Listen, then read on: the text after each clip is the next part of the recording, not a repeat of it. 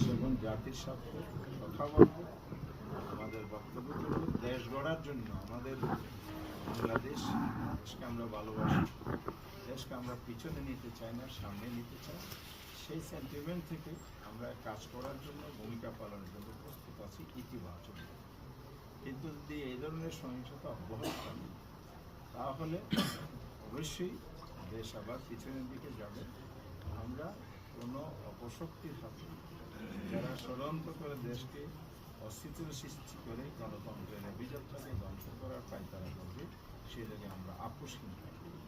এই জন্য প্রয়োজনে আমরা রাস্তায় নামতে পারব। ইতিমধ্যেই আমরা 11 দলের পক্ষ থেকে গতকাল জাতীয় কমিটি মিটিং করেছি। শীর্ষ নেতৃবৃন্দের সাথে আলাপ করে আমরা আগামীকাল 16ই ফেব্রুয়ারি ঢাকার রাজপথে বাইতুল মোকাররম গেট থেকে আমরা প্রতিবাদ সভা এবং বিক্ষোভ মিছিলের ঘোষণা দিয়েছি। কারণ হচ্ছে এই সহিংসতা বন্ধ করতে হবে। বিকাল 4:30টায় জনগণকে সাথে নিয়ে আমরা প্রতিবাদ করতে চাই। এত যদি না থামে তাহলে আমাদেরকে রাজপথে আরো আগাতে হবে। আমরা চাই না রাজপথে রাজনৈতিক বিষয় সমাধান করতে। সেটি পার্লামেন্ট গঠিত হয়েছে, হয়তো দুদিন পরে শপথ হবে। সেই পার্লামেন্টে রাজনৈতিক সকল কেন্দ্র, এটাই গণতান্ত্রিক আওয়াজ, পলিটিক্যাল কালচার নতুন ধরে আমরা তৈরি করতে চাই।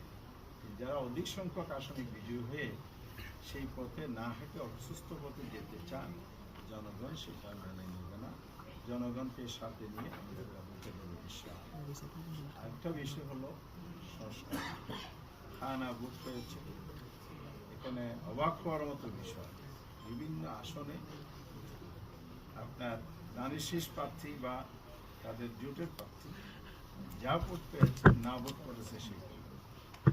তাহলে সংস্কার সবাই মিলে করার জন্য আমরা জুলাই সনদ রচনা করলাম, কিন্তু ভোটের রেজাল্টটা এরকম হয়েছে কীভাবে, এটা দেশবাসী অবশ্যই বিবেচনায় আনবে আগামী।